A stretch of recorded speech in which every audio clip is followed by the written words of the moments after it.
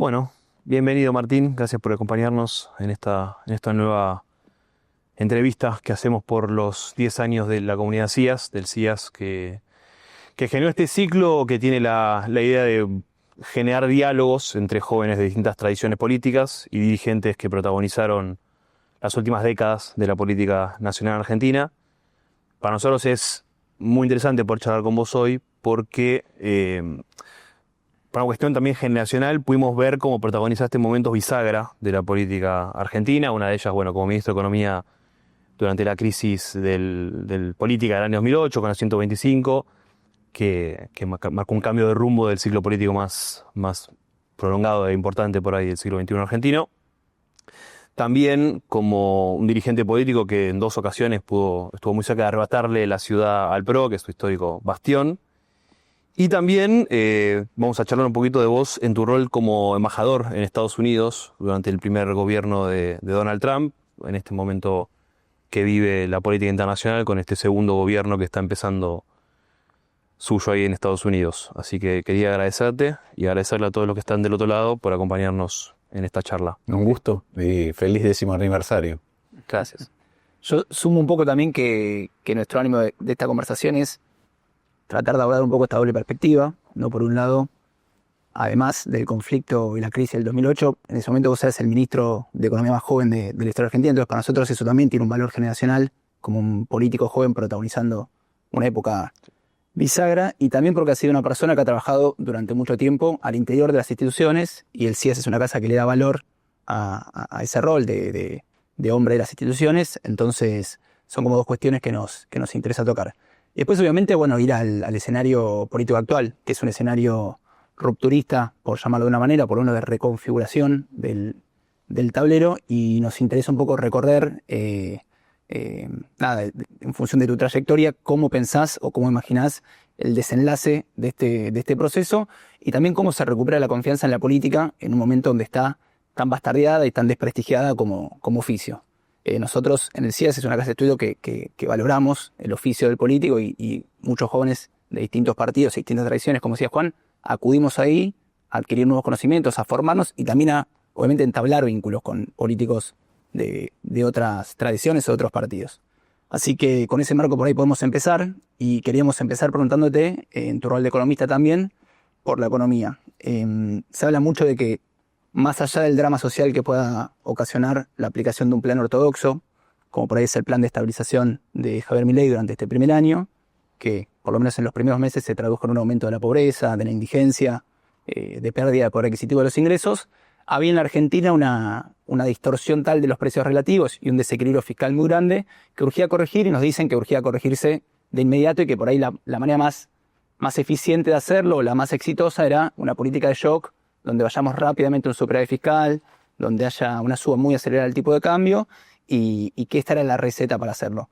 A vos, por ahí a la vista de los resultados de este primer año, el 2024, en este caso, ¿qué opinión te merece este primer año económico de Milei? ¿Te parece que un plan tan dañino por ahí para la industria nacional es sostenible en el tiempo, que tuvo sus aciertos? ¿Qué nos puedes decir en este sentido? A ver, primero hay algo del reclamo de la sociedad argentina que yo comparto, ¿sí? Creo que Milei esa parte la encarnó bien, que es una sociedad no puede convivir con los niveles de inflación que tenía. Y hay una parte enorme del arco político que, producto de acostumbrarse a la convivencia con eso, minimizaba la cuestión.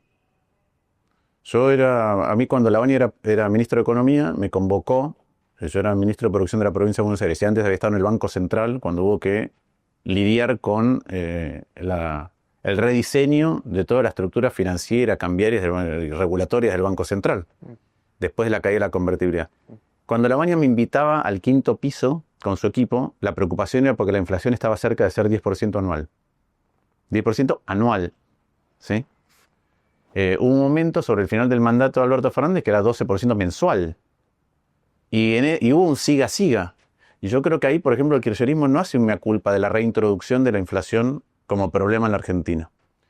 Argentina salió con una devaluación muy abrupta y rompimiento de los contratos en el año 2002, la crisis del 2001, pero en el año 2003 la inflación era 4,6%, en el año 2004 era 6,4%. No había inflación en Argentina y veníamos de una década sin inflación. Y ese problema se reintrodujo. Y ahí no hay un mea culpa y una reflexión acerca de por qué. Yo he dicho muchas veces que eso ocurre porque hay un desorden del Estado frente a un montón de demandas distintas y el desorden del Estado no lo ordena la política.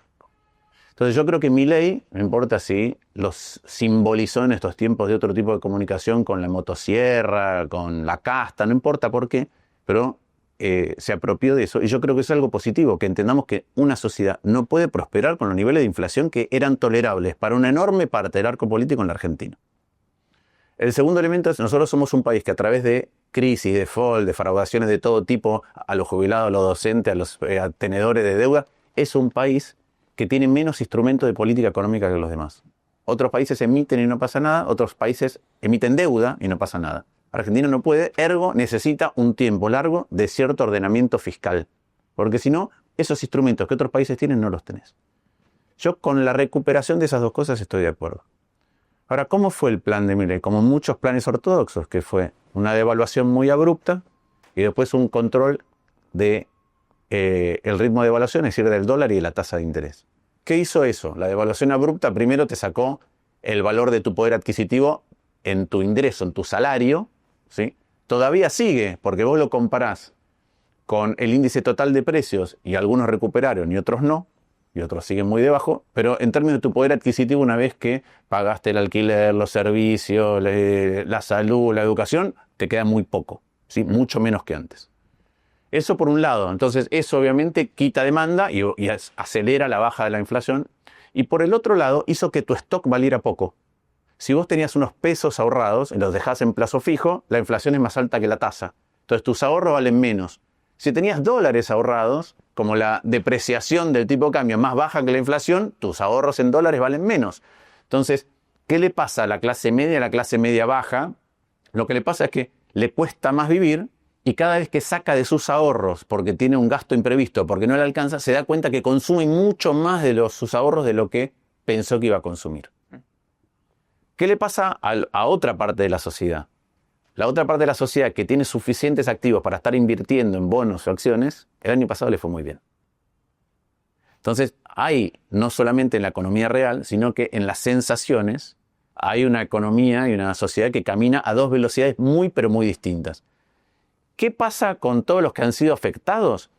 Que como venimos de, no solamente los últimos años, venimos de décadas donde Argentina no crece en términos reales, crece pero después tiene crisis, crece pero después tiene crisis, queremos todos salir de donde estábamos. Entonces, no es solamente que la gente aplaude o tolera la motosierra, sino que está guadañando su propio estatus de vida con la esperanza de que lleve a algún otro lugar.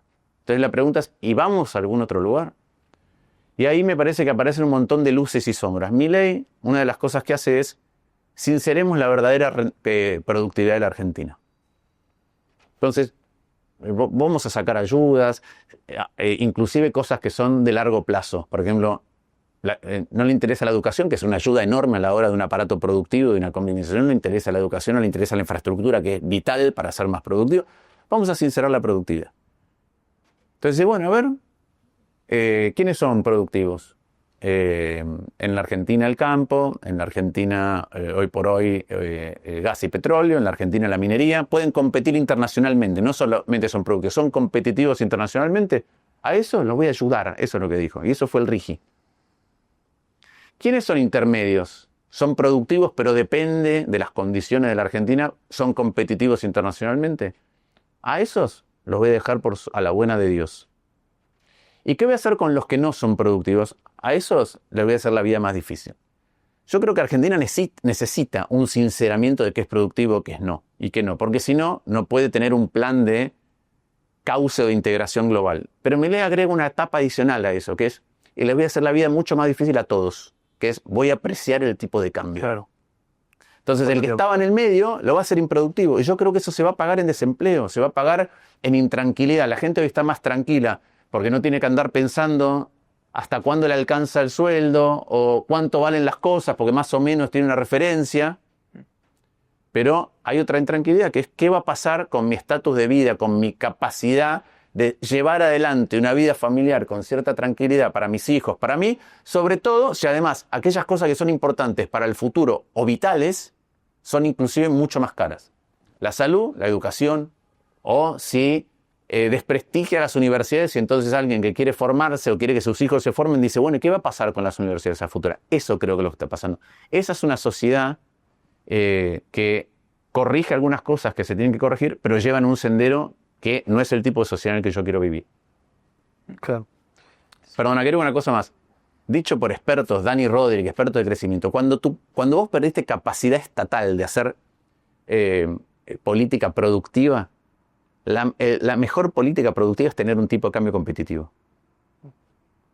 Y el presidente desdeña eso. Entonces, yo creo que vamos camino a tener problemas en el aparato productivo muy abruptos, en lugar de con una reforma global de la economía hacia un lugar con un sentido y con la mayor cantidad posible de sectores adentro. Y el impacto en el empleo sería... El impacto en el desempleo, el impacto en el tejido social, cosas que no se mencionan. Cuando uno mira la historia de las crisis argentinas y la historia de las caídas en el producto, se disparan otros problemas, entre ellos la inseguridad. Y después eso genera un nuevo piso de inseguridad. Uh-huh. Sí. Recién hablabas de la inflación y de cómo se la dejó correr, digamos, se miró para otro lado. Nosotros justo veníamos charlando recién atrás de cámara sobre si una de las características del régimen político que se instaura después de la crisis del 2001 no es precisamente este tabú con dar malas noticias. Esta necesidad como de al ajuste postergarlo o vender o tener que construir un relato que endulce demasiado una decisión que por ahí es perjudicial en el corto pero puede ser beneficiosa en el mediano o en el largo. Y sin embargo, Milei derriba ese ordenamiento con una convocatoria a un sacrificio colectivo, digamos, como decía vos recién, con la motosierra en la mano. Y por ahí, uno podría decir hasta el día de hoy, todavía se sostiene con esa esperanza en la gente de que el sacrificio de hoy puede ser beneficioso en el mediano y en el largo. ¿Vos cómo interpretás este fenómeno? ¿Crees que la dirigencia política subestimó un poco la capacidad de la sociedad de digerir por ahí verdades incómodas a la hora de pensar en la necesidad de un ajuste o de, como decimos recién, sincerar qué es productivo y qué no, y en todo caso tomar decisiones en función de eso? Es una buena pregunta. Yo creo que te contesto pensando en voz alta, que convergen distintos factores. Primero hay un tema de tiempos y generaciones. ¿Qué quiero decir con esto?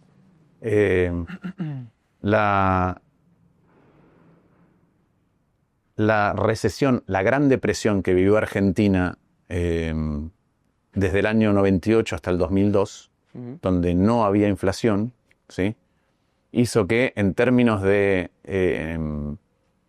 las necesidades o las sensibilidades de la gente en ese momento fueran distintas a las que son hoy, ¿no? ¿Cuál es el temor de la gente cuando el desempleo llega a más del 20%, cuando la pobreza supera el 50%? Bueno, cuando el Estado se había retirado, se empezaba a retirar por ajuste. Bueno, quiero algún tipo de protección. Uh-huh. Y creo que esa protección, que al principio fue creciendo paulatinamente y dio un marco de tranquilidad, y Argentina empezó a crecer muy rápido. Argentina volvió a crecer en mayo del 2002.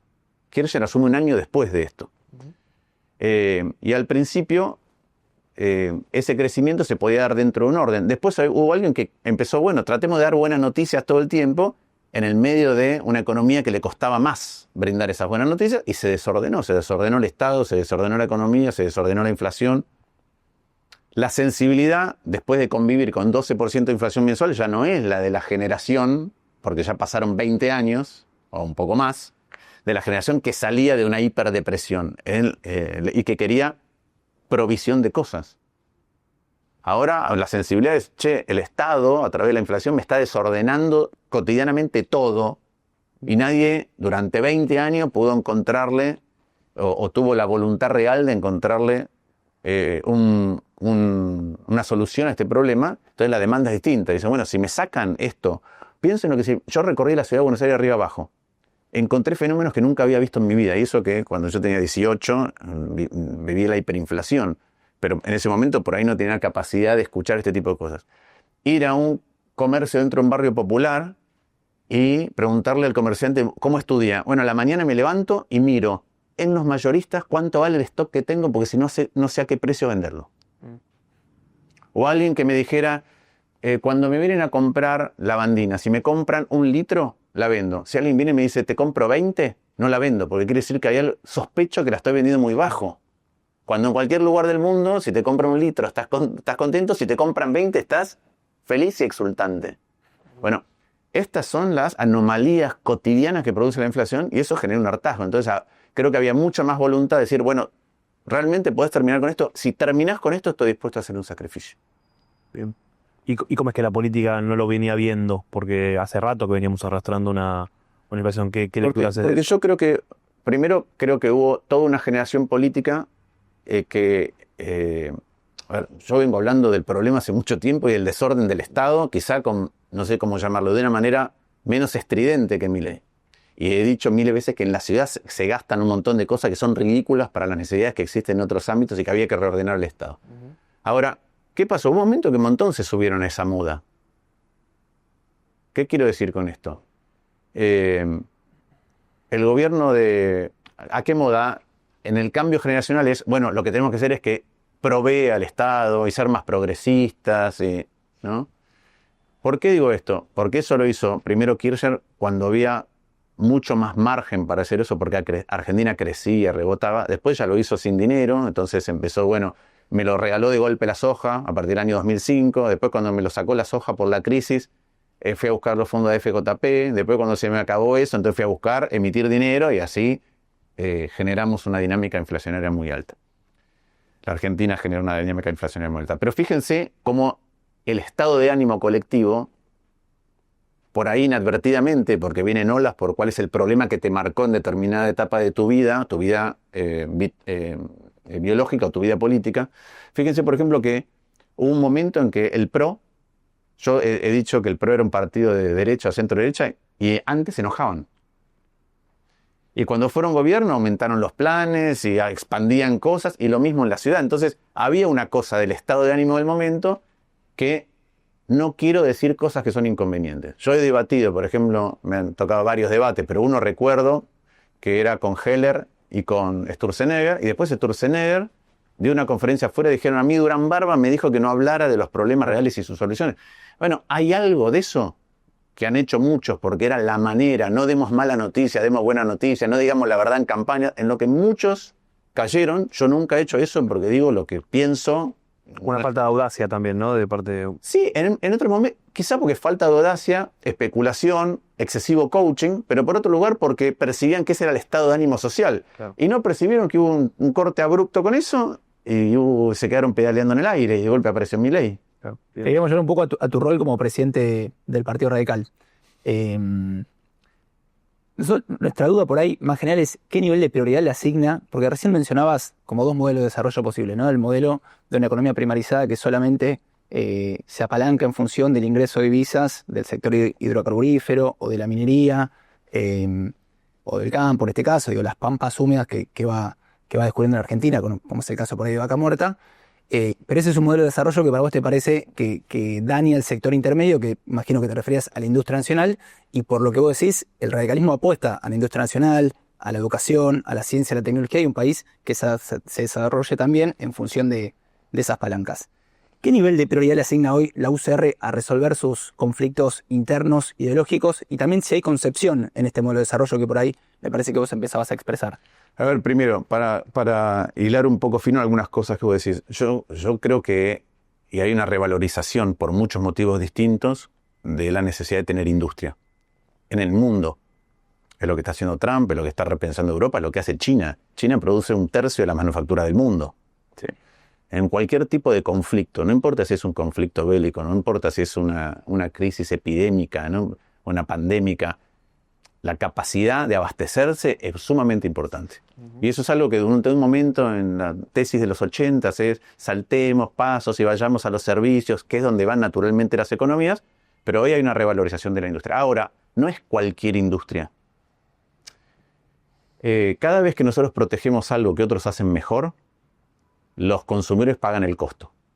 ¿Por qué? Porque si yo puedo comprar, no importa, voy a dar un ejemplo. Si yo puedo comprar una moto más segura y más barata porque es importada, pero no puedo porque no está disponible, tengo más riesgo como accidente de tránsito. Supongamos que los frenos de las motos que vienen de afuera son mejores que las de acá. Bueno, entonces pagan en inseguridad los consumidores, los motociclistas, por estar protegiendo una industria. Lo digo como ejemplo general.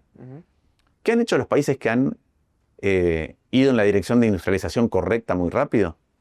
Han usado zanahoria y han usado garrotes, que es, yo te protejo, pero te protejo para que dentro de X años, 20, seas competitivo y le ganes a los que hoy son mejores que vos.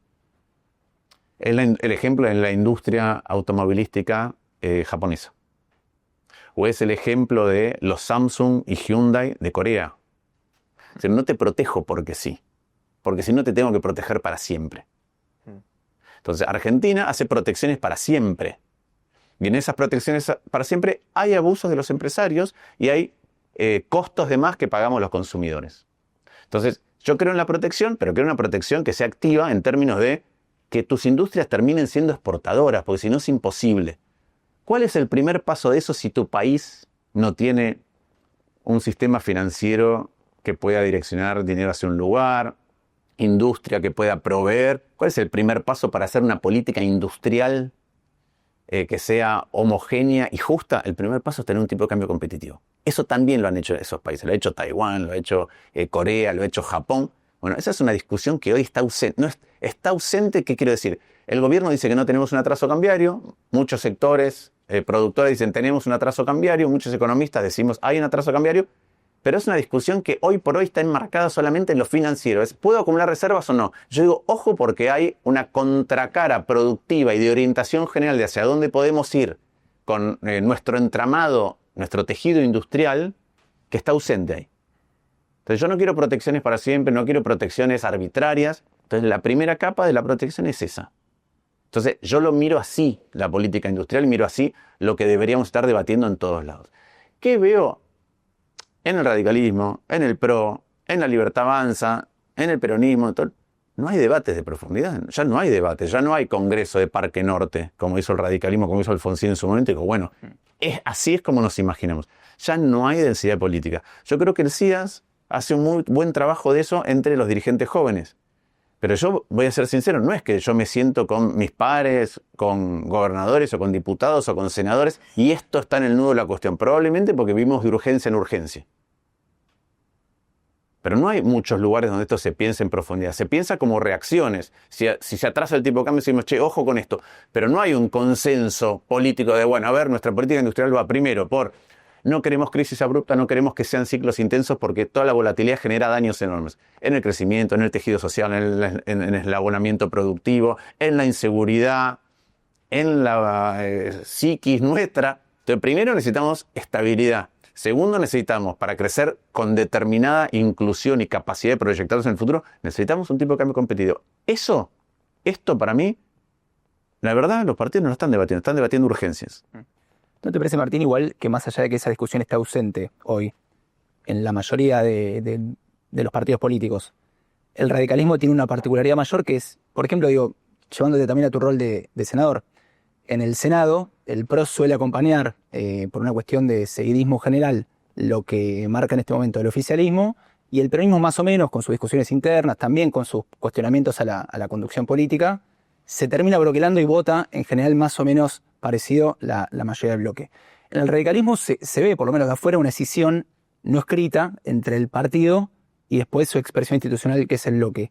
¿Vos sentís que se puede corregir eso? ¿Cómo lo digerís vos en tanto presidente de la Unión Cívica Radical? Primero déjame salir de la coyuntura para enmarcar si hay o no debate. Vos me decís, el peronismo tiene, en términos de lo que estamos hablando, de visión económica, social, productiva, no sé cuál es la visión del peronismo, porque tú viste a Menem, o a Kirchner y Cristina Fernández de Kirchner y Alberto Fernández. Entonces, ¿qué es el peronismo desde la recuperación de la democracia en términos de esa visión? Segundo, déjame decirte una cosa del peronismo de hoy. No autocrítica, porque la autocrítica... ¿Dónde está la reflexión del peronismo de las cosas que funcionaron bien o mal en los 16 años que fueron gobierno? Yo no conozco a nadie que me diga que hay un ámbito de reflexión profunda acerca de qué cosas se hicieron bien o mal. Entonces, no veo tampoco que haya un debate verdadero ahí. ¿Qué le pasa al radicalismo? La verdad es que el radicalismo le pasan muchas cosas simultáneas. La primera es que viene desde hace un tiempo en una degradación de su calidad de representación a nivel nacional. Alfonsín ganó solo. De la Rúa, cuando ganó, tuvo que ir a una alianza. En el 2003, cuando fue electo Néstor Kirchner, los distintos troncos radicales hubieran sido la primera opción, entre Carrió, López Murphy y Moró. Pero fueron todos separados. La siguiente elección llegó un candidato que no era radical, que era Labaña, con un vice radical, un peronista con un vice radical. La siguiente elección lo llevó a Ricardo Alfonsín, sacó 11. La siguiente elección fue un aspaso, pero perdió de manera abrumadora, 24-3, y entonces no llevó candidato a presidente. La siguiente se resignó y ni siquiera hizo un aspaso. Fue Pichetto el vicepresidente. Entonces vos ves desde Alfonsín hasta ahí, y es una calamidad. La siguiente se animó a ir, yo creo que tendría que haber ido con candidato propio en un lugar, pero terminó yendo con 2 vices. ¿Sí? Gerardo Morales. Se terminó yendo con Larreta, con Morales, y con Bullrich con Petri. Los que terminaron yendo a la elección después de la PASO son Bullrich y Petri. Y Petri agarró y se metió en otro gobierno. Entonces, ese es el estado de un partido que pareciera que le cuesta mucho plantarse en un lugar, encerrarse y decir qué es lo que queremos representar, sea o no sea moda. Entonces, ¿qué es lo que le pasa al radicalismo? Bueno, hay cuestiones que son sumamente producto de no haber zanjado ese debate. A veces va a una coalición incómodo, como fue con Macri, producto de que no le gustaba lo que estaba ocurriendo con el kirchnerismo. Pero no se animó a decir, bueno, nosotros queremos representar esto. Cuando muchos radicales dicen, Macri no nos dejó conducir, siempre digo, mira, si querés conducir, sacás el carnet y alquilás un auto. Pero si te sentás en el asiento atrás y decís, no me dejan conducir, bueno, no tenés ganas de conducir. Y hoy está tironeado el radicalismo entre 2 visiones. Una que dice, nuestro votante está ahí. ¿Sí? Yo creo que eso es una excusa pobre, porque nuestro votante está ahí, entonces yo no iría para ahí, trataría de recuperarlo, porque ahí hay cosas que para el tronco radical, para el ideario radical, y en mi caso que soy el presidente, para mí personalmente, ¿sí? Salgo de mi rol institucional, pero lo digo como radical, no solamente estoy en desacuerdo, sino que me parecen peligrosas para principios que el radicalismo defendió siempre. Entonces, como dije antes, el orden fiscal y la necesidad de poner como primera prioridad para ordenar a la Argentina, bajar la inflación, me parecen sumamente importantes. Después hay cuestiones institucionales que son graves. Que porque nuestro votante está ahí o porque el plan económico está bien, supongamos que un radical dice eso, voy a permitir aprobar un DNU que es a todas luces inconstitucional y que se lo hiciera cualquier otro presidente con el que discrepo en términos de sus políticas, estaría pegando el grito en el cielo, es un error de gravedad para mí no menor, porque abre la puerta a cosas que son muy peligrosas. Que un partido no se expida, el radicalismo se expidió, pero que algunos dirigentes no se expidan cuando el presidente nombra ministros de la Corte Suprema por decreto, es de una gravedad enorme. ¿Por qué? Porque si se permite esto, que no se hacía desde 1910, otra Argentina, otras comunicaciones, otro transporte, todo lo que quieran. Si yo permito ahora que un presidente nombre 2 jueces por decreto, ¿sí? Quiere decir, primero, que los jueces no tienen libertad para fallar, porque los tiene que renovar el propio presidente el año que viene. Y a las pruebas me remito, tuvimos uno de esos candidatos que nos mintió en la audiencia diciendo que no iba a aceptar y aceptó. Entonces quiere decir que está condicionado por el gobierno. O es mentiroso o no toleró la presión del gobierno para aceptar. Gravísimo en los 2 casos. Entonces, que dejemos abierta la puerta para que un presidente empiece a nombrar todos los jueces de la Corte Suprema por decreto cada vez que quiere, me parece un antecedente peligrosísimo. Ahora, lo hizo Macri.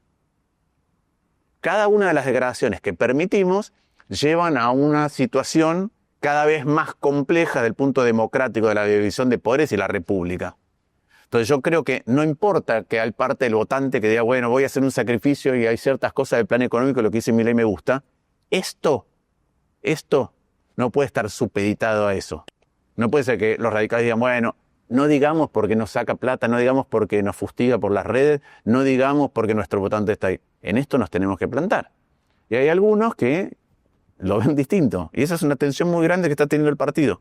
¿Cuál es entonces para vos, resumiéndolo por ahí en pocas palabras, la identidad del radicalismo en el siglo XXI, entre estas 2 tensiones? Yo creo que el radicalismo está en una búsqueda de identidad en el siglo XXI. Y es lo que percibe la sociedad. Y esa es una batalla que algunos de nosotros estamos dando. Yo creo que el radicalismo tiene que surgir más de abajo hacia arriba. Yo creo que el radicalismo, a la hora de gestionar las cosas locales, es muy bueno gestionando. Los intendentes, muchos gobernadores, ahora desde hace mucho tiempo ha perdido la capacidad de desarrollar y de interpelar a la sociedad con una idea nacional. Y la tiene que recuperar. Y no puede ser alejado de principios. Porque yo creo que entre los riesgos más importantes que tenemos, no solo en la Argentina y en el mundo, yo creo que usar todo el tiempo la palabra fascista no sirve para nada. Pero estar viendo patrones que se repiten de otras épocas que llevaron a disolución de sociedades, escalada de la violencia, pérdida de calidad democrática o inclusive de las instituciones democráticas, sí lo tenemos que estar mirando. Y tenemos que estar impidiendo que eso ocurra. Bien. Bueno, vamos para Estados Unidos un poquito, que nos interesa escucharte. Recién mencionamos al principio que vos fuiste embajador durante el primer gobierno de Donald Trump. Quería preguntarte qué diferencias estás viendo entre la forma que está tomando el segundo gobierno y lo que fue el primero. Y si te merece alguna opinión este nuevo grupo viste la foto famosa de los billonarios que estaban en Asunción, Elon Musk, Zuckerberg y demás, que estarían configurando una especie de oligarquía tech, y quería saber si vos pensabas que eso representa algún tipo de amenaza para la democracia o qué opinión te merece el lugar que están empezando a tener esos personajes en la política de Estados Unidos. A ver, primero una corrección leve. Yo fui embajador en Estados Unidos durante los últimos años del gobierno de Obama, durante toda la elección que llevó a Trump y durante los primeros meses de Trump. Ahí va. ¿Qué veo? Yo veo que este Trump es un Trump recargado con algunos aprendizajes desde su perspectiva de lo que fue su primera administración. Y yo creo que esos aprendizajes, producto de la enorme vinculación que existe, subterránea, menos visible, o cuando va a la CIPAC más visible, son cosas que Milei incorporó inclusive antes de que Trump llegara al poder ahora, que es, lo viene diciendo Steve Bannon desde hace mucho, que es esto del Estado profundo, el Deep State, como lo llaman, que hay que llenar todo con leales. No importa si son buenos o malos, y puede haber buenos, pero que tengan pensamiento propio, y los tenemos que sacar. Es cuando vemos lo que pasa con Mondino, o con Sonia Cavallo, o con Barra, o con Nicolás Posse. Es el que no es leal 100%, el que es capaz de cuestionar una directriz, se tiene que ir. Yo creo que eso mismo está pasando.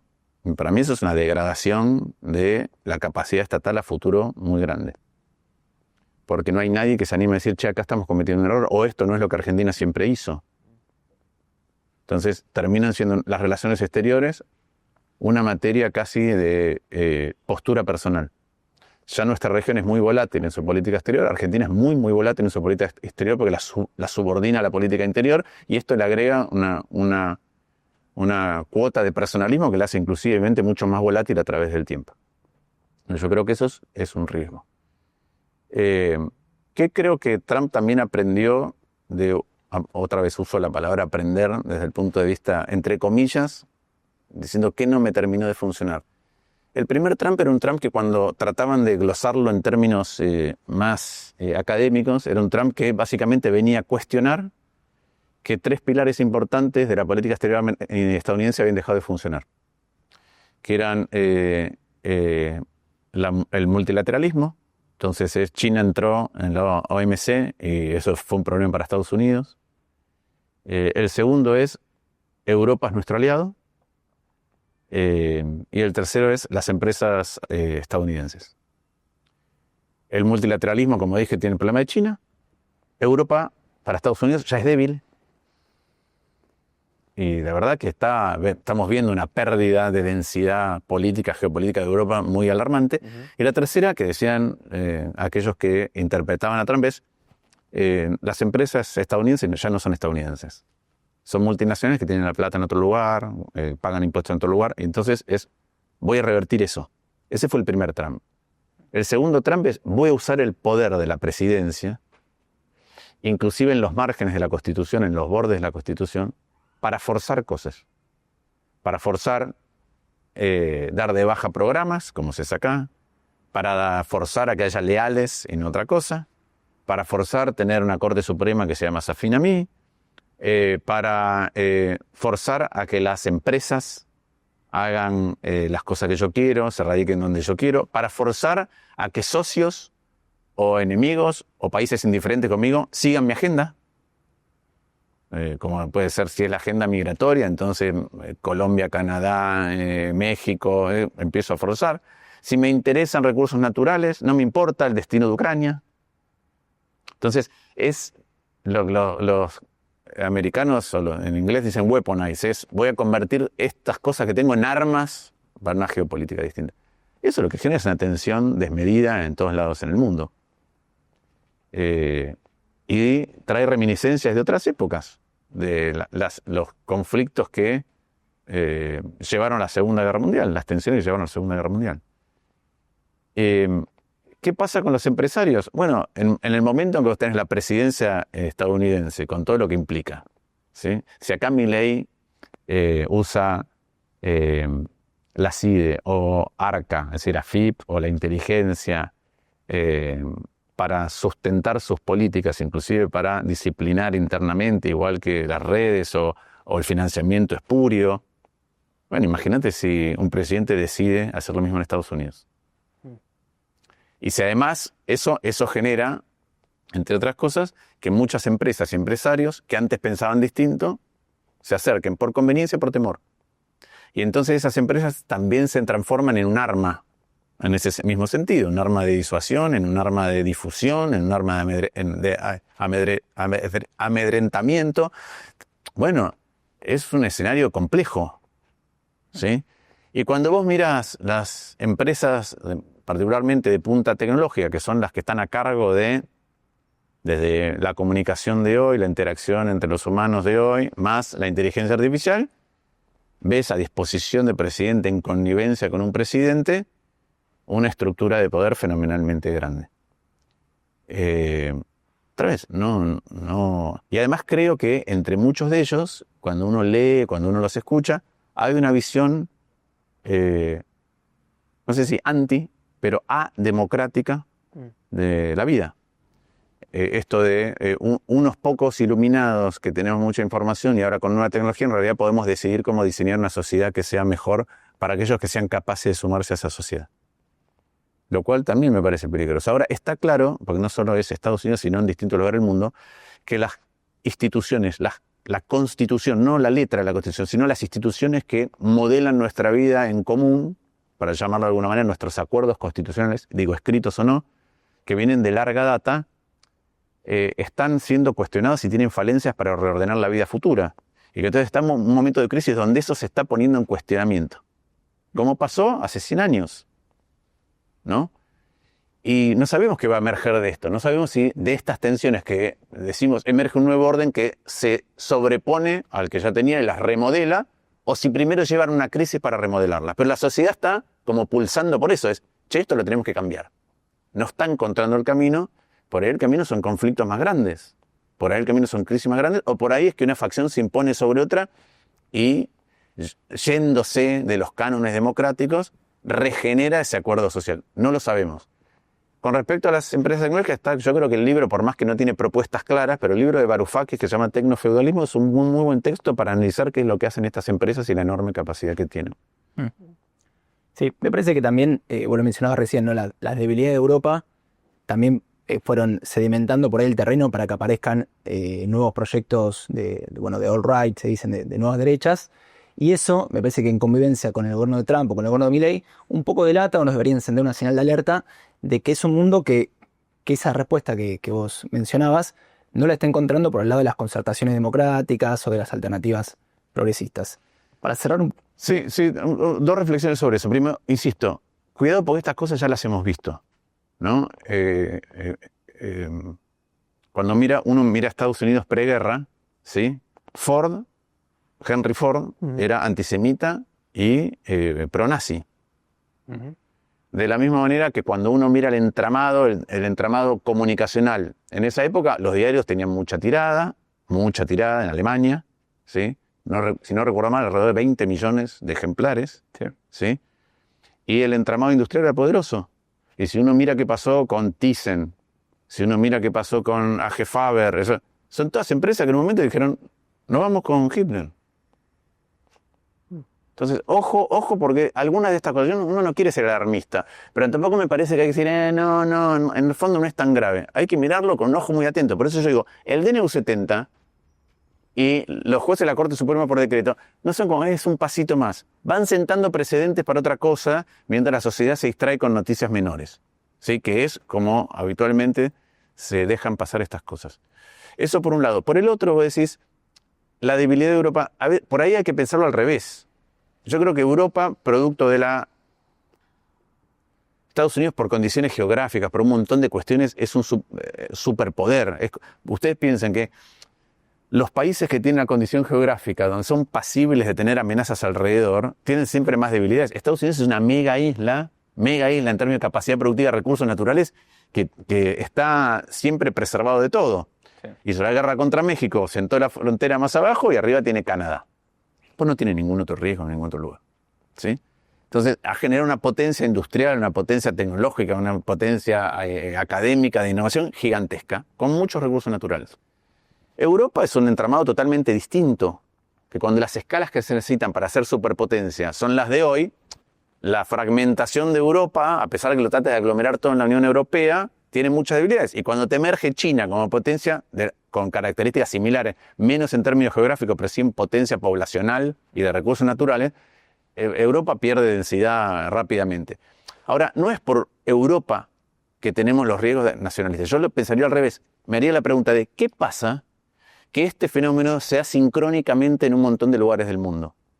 ¿No será que hay algo de agotamiento de ciertas instituciones donde la gente cansada o permite una crisis o permite los desafíos a las instituciones que están vigentes de una manera muy virulenta y muy violenta, a pesar de que eso le cueste a algunos sectores de la sociedad? Yo creo que eso es lo que está en juego. Por eso cuando veo que el PRO, recordemos que el PRO es propuesta republicana, cuando veo que el PRO camina hacia Milei, digo, pero che, ¿no tiene ningún lugar donde se sientan a pensar qué es lo que está pasando en el mundo y acá? Cuando le pasa el radicalismo y uno ve reacciones de algunos, ¿realmente lo estamos viendo así a pesar de nuestro pasado remoto y nuestro pasado más reciente y nuestro hito fundacional de esta nueva etapa de la democracia argentina que es Alfonsín? Digo, y cuando veo al peronismo, digo, ¿y no hay ninguna reflexión sobre cómo llegamos hasta acá? También pulsando lo institucional hasta límites muy extremos, usando el Estado para cosas que no son directamente brindarle un servicio a los ciudadanos. No veo eso. ¿No te parece igual que esas trayectorias por ahí políticas, pero también personales del pasado? Digo, en tu caso también tendrían, por ejemplo, haber sido ministro del kirchnerismo en el 2008. Digo, son cuestiones del pasado, obstaculizan de alguna manera la posibilidad de imaginar un futuro con otra reconfiguración del sistema de alianzas a nivel político, como ya se fue empezando a forzar en el mundo y también en la Argentina? A ver, primero te lo contesto de lo personal, ¿no? Yo fui ministro de Cristina, creo que 5 meses, cuando Cristina decía que quería hacer una socialdemocracia como la alemana. ¿Sí? Y fui embajador de un Macri que quería estar más en el centro que lo que es hoy. Entonces yo siento que, y en los dos lugares tuve discusiones muy intensas, que fueron públicas, en los dos casos. Inclusive como embajador, por ejemplo, escribí una nota en un diario criticando lo que se había hecho con el correo. Recibí llamados inmediatamente de Casa de Gobierno, pero lo hago igual. Y en el caso con Cristina he discutido un montón de veces. Entonces yo no sé si eso es un inconveniente. Claro, de un lado y del otro me pueden decir, no, vos estuviste con el otro. Pero a mí lo del otro me preocupa menos. Yo, insisto, cuando yo voto, no pulso el botón contando, ¿están pulsando el botón de mi lado o del otro? Mi deber no es ver quién vota conmigo. Mi deber no es ver quién propuso el proyecto. Mi deber como legislador es ver si el proyecto me parece bueno o malo. Ahora, es cierto que las emergencias de autoritarismos se nutren mucho previamente de facciones o de espacios políticos que están polarizados y entonces no se pueden juntar para poner un freno al avance del autoritarismo. Yo hoy lo veo eso, yo no lo siento así. Yo personalmente, y creo que consta que he votado un montón de veces, distinto de lo que vota mi bloque y por ahí con el Frente de Todos o con Unión por la Patria. Y en otros casos, cuando Unión por la Patria propone cosas que me parecen mal, no acompaño eso y acompaño otras cosas. Por ejemplo, Unión por la Patria propone un juicio político, me parece mal. Pero propuse una comisión de investigadores, firmé un proyecto y hay algunos de nuestro bloque que dieron vuelta a su firma. Y eso también me parece mal. Ahora, yo no lo siento personalmente. Sí está claro qué pasa. Que hay un montón que miran qué hace el kirchnerismo para hacer lo contrario. Sí, pasa. Bien. Tenemos que ir terminando Sí, ¿no? ya la entrevista. Te queríamos preguntar también un poco por la ciudad. Digo, vos sos senador de la ciudad, tenés que renovar tu banca en estas elecciones, en las próximas elecciones. Y te queríamos preguntar un poco cómo evaluás este primer año también del gobierno de Jorge Macri en la ciudad. También me parece una reconfiguración del tablero político en la ciudad de Buenos Aires. Y preguntarte si compartirías un proyecto político en este nuevo escenario con por ahí los bordes blandos de las distintas coaliciones que se fueron reconfigurando. Arranco por lo último. Sí. Yo creo que hay cosas que hoy están muy en riesgo y que no nos estamos dando cuenta. Y hemos estado hablando de eso toda esta charla. Claro que creo que hay que crear, ya a esta altura no sé cómo se llama. Se llama un partido que defienda un espacio, que defienda la democracia, que defienda la república. No sé qué, pero creo que sí, que es sumamente importante. Sumamente importante. Creo que debería tener representación en un montón de lugares distintos. Creo que esta es una ciudad especialmente afín a algo así. Hay que ver si todos están dispuestos a participar o a conversar o a diseñar o trabajar para que eso ocurra, porque veo también muchas mezquindades. ¿Cómo evalúo la gestión de este primer año un poquito largo del gobierno de Jorge Macri? Mal. ¿Por qué? Primero porque me parece que, a ver, yo hice un montón de propuestas de campaña que estaban diseñadas para ser llevadas adelante. Él muchas las replicó, las comunicaba o las copiaba unos días después que yo las había esgrimido. No llevó adelante nada. Tuvimos una discusión por qué hacer con el Sarmiento. Viaducto, yo decía trinchera porque es más barato y porque es la mejor solución y porque no es lo mismo que pasa en el barrio chino, el entorno de qué se puede generar abajo. Él dijo que el viaducto, que lo tenía, no está haciendo nada. Está haciendo sapito. Cuando hablamos de educación, poco. De salud, dijo que iba a ser centros de alta complejidad. Decime dónde está el primero. En materia de seguridad, dijo, por ejemplo, que yo tenía la propuesta del microcentro, de tener un plan específico con la reconversión del microcentro a determinados usos, y dijimos, extendamos la Constitución. Él dijo Constitución y barraca. Y dio de baja por decreto eso, lo que ya existía. Lo poco que ya existía lo dio de baja por decreto. No sé cómo lo habló mal. Pero además le agregó un condimento adicional, que es producto de que cambió la moda. El PRO decidió que dejaba de ser un partido de centro o centro-derecha y se extremó. Entonces hemos visto al jefe de gobierno haciendo videos, sacando gente de la calle con total insensibilidad. La saca y encima lo publicita. Hemos visto a la vicejefa hablar en contra de la ESI. Bueno, evidentemente, o estaban escondidos y eran de derecha, como decía yo, ¿sí? O se suman a cualquier moda. Y lo que a mí me molesta, es decir, primero, yo voy a seguir diciendo siempre lo mismo, particularmente en esto, que es, yo sigo siendo un liberal socialdemócrata. El liberal en lo político, y soy socialdemócrata. Esté de moda o no esté de moda. O sea, a mí no me importa si mañana me dicen, ¿sabes qué? Ahora sos un zurdo, comunista, socialista. Esto es lo que pienso. Si gusta más, tendremos más votos y tenemos más capacidad de llevar ciertas cosas adelante. Si gusta menos, tendremos menos, pero no voy detrás de una moda. Veo que el PRO hizo eso. Y quiso hacer alianza con la Libertad Avanza. Ahora, cuando ven que no pueden, porque en la ciudad los quieren desafiar, empiezan a virar. Entonces yo creo, Jorge Macri decidió que ya no era Juntos por el Cambio tal como estaba diseñado con el socialismo, con el radical. Decidió gobernar en soledad con el PRO y decidió seguir una agenda del PRO más derechizado, copiando la Libertad Avanza. Ahora, producto de que es desafiado, como dice Asís en el Maxi Kiosco, producto de eso, decide virar. Digo, ¿cuán genuino es eso ahora que lo quieren enfrentar? Pero ¿cuán genuino es eso? Yo creo que hay que construir otra vez un espacio que tenga convicción de que tiene que frenar esos arrebatos autoritarios que tiene el gobierno y de que eso no entra en la ciudad, porque en la ciudad tenemos un modo de convivir más tolerante, que respira mucho, donde hay expresiones de todo tipo y color, con una vida cultural muy activa que el presidente y sus esbirros atacan permanentemente. Ahora, ese espacio tiene que tener convicción, porque si no, la gente va por especulación, ¿no? Entonces yo veo, no sé, yo tengo buena relación con Horacio Rodríguez Larreta, pero se quedó callado un montón de tiempo. Y yo he visto cómo votaban algunos cercanos a él en distintos ámbitos. lo he visto callado. Entonces, una cosa es, me junto con el señor y me dice, no, mira, la verdad que estuve reflexionando y está pasando esto y coincido. Eso es una cosa. La otra es, bueno, ahora, producto de que el PRO se va a un lugar, yo tengo un espacio. Así es cuando uno mira las barbaridades del pasado, así es como en Alemania se llevaron puesto todo. No, otra vez, no me quiero poner dramático, tremendista, pero es en los momentos claves donde hay que defender cosas que son fundamentales, prima la especulación. Bueno, eso es lo que estoy viendo en una ciudad. Bueno, tenemos que ir cerrando, ¿no? Sí. Lo dejamos con ese cierre que me parece que queda interesante para la nota. Sí. Y ojalá que los actores con los que me siento más cómodo, digo en el caso, ojalá que cuando esta nota se publique haya reflexionado sobre esto. Bueno, muchas gracias, Martín, por este rato de conversación. La verdad que fue súper enriquecedor para nosotros compartir este rato con vos y te agradecemos obviamente la participación en el canal de CIAS en este festejo de los 10 años de un espacio que obviamente comparte esa visión de no especular y siempre apostar a la política, pero a la política como herramienta de transformación y nuestra vocación depositada en eso. Así que La muchas verdad gracias. que un gusto. Ustedes saben que siempre sigo activamente lo que hacen. Los he recibido en Estados Unidos y me parece un muy buen proyecto esto de ser transversal y poder conversar con más profundidad desde distintas perspectivas acerca de qué es lo que nos pasa en Argentina y cómo corregirlo. Gracias, Martín. Así que felicitaciones.